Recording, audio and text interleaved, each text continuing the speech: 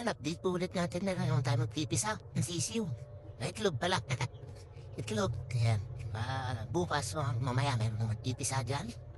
Kaya yun muna natin na popisa. Ito na sila. DIY brooder tayo. Box lang yung gamit natin. Ayan. Tingnan natin malalusot naman sila. Malakas. Ito, nakakatang nila. Oo. Diba? Uy. Malakas sila. At di tayo pag meron na ulit nagpisa dito. Sa bago natin. Di ko alam kung may nasira kasi nung isang araw, halos buong araw wala tayong pawe. No, sana hindi ko pa na nilawan. Surprise na lang. Dito na tayo ulit.